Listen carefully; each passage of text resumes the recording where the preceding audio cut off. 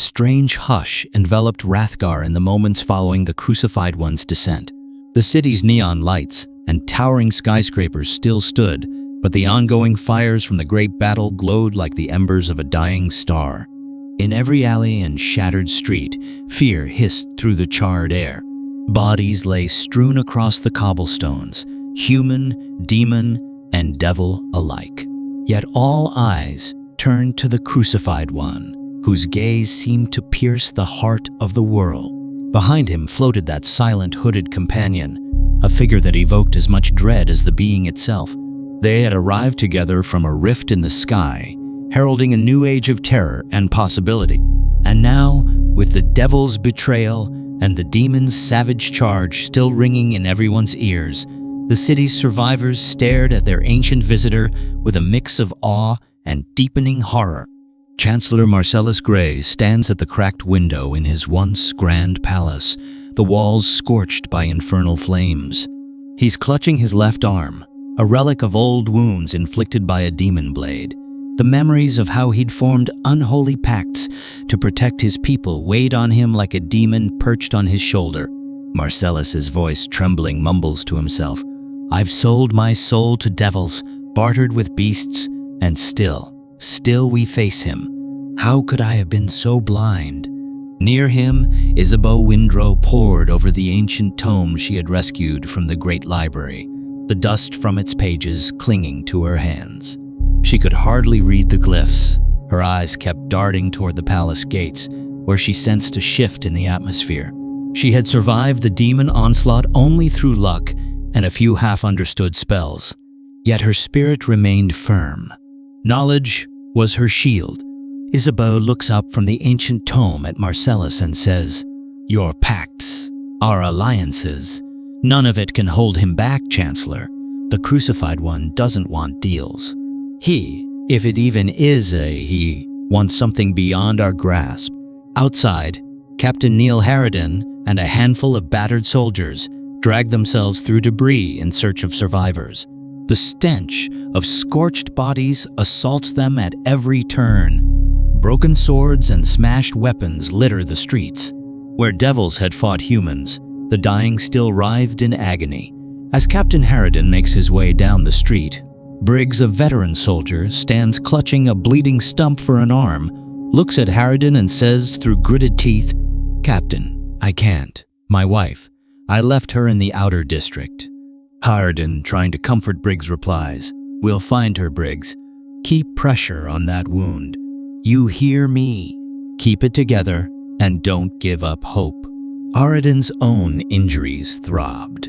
He remembered seeing the Crucified One float effortlessly above the carnage, eyes neither condemning nor merciful, simply present, as though watching a show. This thought sent a cold ripple up his spine. He kicked aside the corpse of a minor devil, trying not to stare at the twisted, still smoldering face. Perched atop a collapsed tower, Prince Adramelch surveyed the chaos below. The devil's elegant garments were stained with black blood.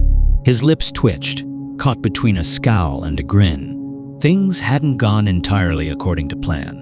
He had meant to betray the demons and claim Rathgar with the help of his devil legions. But the Crucified One's arrival overturned every scheme. Adramelch looks around at the chaos and starts muttering to himself. "Immortal," he spits the words out. "He's neither demon nor devil, yet you can smell the power in his presence. We must be patient and play the long game. Yes, perhaps we can still turn this to our advantage."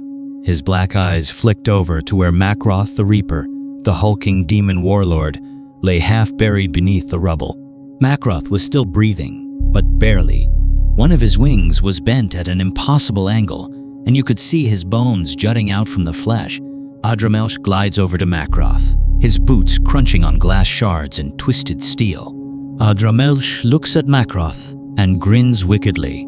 With sarcastically courteous words says, "My dear Makroth, how the mighty have fallen." Makroth looks up at him through the rubble, and through hissing bloodied teeth he growls, "You traitor." Adramelch smiles cruelly. "Oh please, you would have done the same to me if it gave you an edge. We devils make a sport out of deceit. And you demons relish brutality. It was a doomed partnership from the start. Makroth glares at Adramelch and snarls, "I'll kill you once I can stand you, stinking devil." Adramelch chuckles at the pathetic sight. He then crouches down, meeting the demon's burning gaze, and says, "I wouldn't waste your breath. There are bigger threats now. We have a legend walking among us. The question is whether we kneel or strike."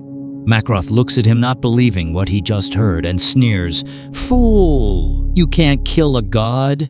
Adramelch, raising an eyebrow, smiles and says, "But can we control one?" At that, Makroth's lips peeled back in a grin that bared all his serrated teeth despite his pain. The two creatures of darkness looked toward the crucified one, both fantasizing about the unimaginable power they might steal and how they could take it for themselves. In an abandoned temple near the palace, a once sacred place that was now defiled by demon marks, Isabeau found scattered artifacts. Strange symbols had been scrawled in something that looked disturbingly like blood. The hooded figure who arrived with the crucified one seemed to glide through her mind, leaving a trail of cold dread. Isabeau, looking around, mutters quietly to herself, "There was more than just him. This other. Is it a herald? A reflection? A partner?" She then closes her eyes, letting her fingers trace the tome's fragile pages. As she recites a protective prayer, a voice echoes low and insidious in her skull, and she nearly drops the book. The disembodied voice echoes in her head. "We are older than your gods, older than your universe." Her heart is hammering in her chest, yet she forces herself to keep her eyes open, scanning the passages for any clue on how to appease or banish the crucified one. And then a single line jumps off the page. "He who was crucified by no mortal means shall usher in the age of twisted reflection."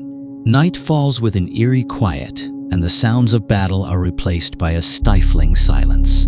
Survivors huddled in pockets of the city's ruins, too frightened to move. Reports trickle in that people had begun seeing their worst fears materialize in front of them. Hallucinations, nightmares made flesh. In the remnants of the Grand Library courtyard, Captain Harriden's men described seeing shapes from their own childhoods. Dead relatives, beloved pets, or horrific apparitions that laughed in voices that didn't match their faces. Sometimes, these visions vanished. Other times, they lashed out with claws or spectral weapons. Harriden tried to dismiss it as shock or mass hysteria, until he, too, saw a figure stepping out from behind a broken marble pillar. Harriden looked in shocked disbelief, his breath catching as this apparition appears. Kendra. No, that can't be. Kendra had been his fiancée, long dead from an illness. Yet there she stood, face ashen, lips curled into a sympathetic smile. His sword arm wavered. Harriden, looking at his long-dead love, says, "This isn't real. You're not her." The figure of Kendra looks at Harriden and says softly, "Oh, but I'm the memory that haunts you every night. And now, dear Neil, I'm so close that you can hold me once again." As soon as Harriden moves to embrace her, her form distorts, eyes turning black as tar, fingernails growing into needle-thin spikes. Harriden stumbles backward in revulsion. The figure of Kendra screeches and dissolves into a swirl of black smoke, leaving him shaking in a cold sweat. Somewhere in the distance, an echoing moan rolls through the streets, a sound that belongs to the crucified one. Anyone who heard it felt guilt, sorrow, and creeping madness surge through their veins, as though every buried sin was clawing to the surface. At the palace gates, Adramelch arrives uninvited. Chancellor Marcellus is pacing in the great hall, with only a few guards at his side. The guards point their spears at the devil, who waves them aside with a bored sneer. Marcellus, barely maintaining his anger, looks at Adramelch and says, "What do you want now?" Adramelch, spreading his arms, smiles slyly and says, "Peace, and a chance to save your city from total collapse." Marcellus scoffs and replies, "We're already in total collapse. What chance of peace is there?" Adramelch, who is still smiling, says, "We're not in total collapse, not yet. There are still survivors. and you humans have a vexing tendency to cling to hope. Help me harness the energies of the Crucified One. Let me, us, enact a ritual so that we might be able to contain his darkest powers." Marcellus' eyes narrowing, walks a little closer to Adramelch and says, "You think a ritual can control that thing?" Adramelch stops smiling and looks directly into the eyes of Marcellus, certainly not alone. "But we can attempt to harness or redirect the illusions and terror that are spreading throughout the city. We can either keep our minds intact, or we let him continue until our entire world is consumed." Marcellus hesitates. He remembers the last time he made a deal with devils. It had cost him so many lives, possibly even his soul. Yet he heard the screams drifting in through the ruined windows, and his resolve wavered. Before he could answer, Isabeau stumbles into the hall, tome clutched tightly to her chest with both arms. Isabeau breathlessly says to Marcellus, "Chancellor, I found references to something called the Twisted Reflection. I believe it has to do with that hooded companion." Adramelch, raising an eyebrow at the insight that Isabeau has shown, stares at her. "So you've seen it too?" Isabeau eyes Adramelch with open distrust, but the desperation of the current situation outweighs her hatred that she has for him. Isabeau, still addressing Marcellus and ignoring Adramelch, says, "There's a passage that suggests the Crucified One's power is mirrored through that second figure. If we sever that link, maybe we can diminish the illusions." Adramelch looks at Isabeau and says, "My dear, if we sever that link, we might infuriate him beyond measure. Are you prepared for that?"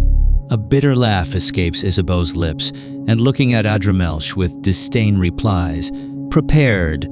None of us is prepared for any of this. But if it's the only way, we must try." On the outskirts, Makroth the Reaper had managed to drag his broken body into a makeshift fortress, gathering demon loyalists. He roars at them to stand firm, to ready themselves for another assault. Blinded by pride, he refuses to consider any alliance with devils or men. His plan still remains brutally simple: overpower the Crucified One by force. Even if it takes the blood of every demon in his horde, he will try. Dark forms fluttered across the city walls as Makroth's demons tested their own illusions. They discovered that in the presence of the Crucified One, their shape-shifting abilities twisted in unpredictable ways, sometimes turning them inside out, sometimes driving them into fits of cannibalistic frenzy. Horror stories spread among the demon ranks, fueling nightmares. In one dreadful incident near the city gates, a legion of demon warriors attacked a phantom that resembled a monstrous infant. The creature wailed with a sound that shattered the mind, then exploded into swirling gore that consumed the warriors. Makroth only laughed, and it was a jagged, painful laughter that made even his own minions step away in fear. Makroth grins and, muttering to himself, says, "This is the battlefield of the gods. We either become legends, or we are nothing." Under the flickering half-light of the broken moon that is now tinted red, as though stained with blood, Marcellus, Isabeau, and Adramelch prepare the ritual in the very temple where Isabeau had found the cryptic symbols. The plan was to lure the Crucified One, or more importantly, his silent companion, into a space bound with runes drawn from both demonic and devilish scripts. With luck, they might break or weaken the link, saving Rathgar from total psychic ruin. Captain Harriden, with what he could find of his men, guarded the temple entrance, still shaken from the vision of Kendra. He felt a creeping presence of nightmares with every breath, as if the Crucified One was quietly dissecting his soul. He clenched his jaw, determined to hold the perimeter. Harriden turns to his soldiers and says, "Listen to me, men. If that thing tries to get in, you do not fight. You run. Is that understood?"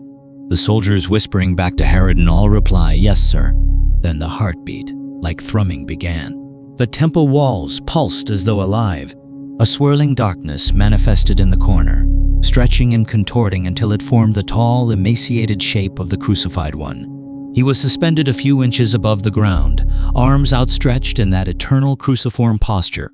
His hooded companion drifted in beside him, silent, featureless, like a living shadow. The moment they arrived, the runes along the temple's walls flared a sickly green. Adramelch launched into a guttural devil's chant, spitting infernal words that made the air crackle with energy. Isabeau added her soft voice, chanting lines from the tome. Marcellus stood behind them, eyes wide with fear and uncertainty, his heart pounding. At first, the crucified one simply regarded them, head tilting slowly from side to side, as though deciding whether to be curious or enraged. Then the hooded figure moved. Its hand rose and everything around them shook. Pots shattered, the temple floor split, and a wave of pure mental agony swept through the gathered defenders. Men screamed, clutching their heads as horrifying illusions tore into their minds. Marcellus, his voice cracking, shouts to Isabeau and Adramelch, "Keep going! Don't stop!" In the midst of the ritual, Adramelch suddenly breaks from the chant. With a triumphant gleam in his eye, he twists his hands in a new configuration of symbols, ones that were definitely not part of the agreed-upon plan. The temple's runes shifted color from green to a deep scarlet. At this change, Isabeau's chanting falters. And now Isabeau realizes too late that she had been tricked, and she shouts at Adramelch, "What are you doing?" "You're changing the spell." Adramelch, exultant in his betrayal, continues and says, "I'm taking what I desire. Be still, foolish mortal." And then a searing bolt of energy shoots from Adramelch's hands directly into the hooded companion. The figure's shadowy form ripples as though unraveling, and a void opens at the companion's center, sucking in swirling blackness. The companion then seems to expand, as if pulled by some unstoppable force. The crucified one's eyes flare with an unholy intensity, and he lets out an indescribable sound, part wail, part roar, and lunges forward, his arms still pinned in that haunting crucifix shape. Reality itself quivers. Adramelch cackling shouts, "I will rip the power of the twisted reflection from you, my lord, and then your might will be mine to command." Marcellus tries to intervene, shouting for Isabeau to do something, but the backlash of infernal energy throws him against the wall. The stone in the wall cracks behind him with the force of the impact as he tumbles to the ground, half conscious. Isabeau scrambles for the tome, her hands shaking. Adramelch's attempt to siphon power did something catastrophic. It severed the hooded figure from the crucified one, but not in the way any of them expected. The companion let out a terrible shriek and disintegrated, dissolving into thousands of writhing black tendrils that lashed at the temple walls. Each tendril sprouted eyes, teeth, or faces that screamed in agony. The crucified one reels back, as if in pain, and then the illusions magnified tenfold across the city. Every living mind was assaulted by a swirling miasma of nightmares and guilt. Some people collapsed into convulsions, while others turned on each other in a rabid frenzy. Even Adramelch, high on his own arrogance, stumbled backward, jaw slack as unearthly images ripped into his psyche. Adramelch, gasping, holding his head, screams out in fear and pain, "No, no, I can't control it." He then falls to his knees, lines of blood trickling from his eyes. The swirling black storm engulfs him, forcing him to shriek in a torment that no devil had ever known. The temple's pillars crumble, unleashing waves of dust and debris. Isabeau crouches down to shield her face, desperate to survive whatever was happening. Outside, Captain Harriden heard the city's population screaming in one unbroken chorus of horror. He had never felt so helpless. And then amid the chaos, the crucified one begins to glow with a dull, pulsating light. He then reaches out with one hand that has an unnatural length, with spidery fingers curled towards the place where his companion had vanished. A thick silence descends, pressing on every ear like static. Then, with a final thunderous crash, the temple's roof caves in. And when the dust settles, Adramelch lays sprawled in a trembling heap. Marcellus is bleeding from a deep gash on his forehead and is struggling to remain conscious. Isabeau coughs, dragging herself free from debris, and the crucified one simply stands in the open ruin, no longer cruciform.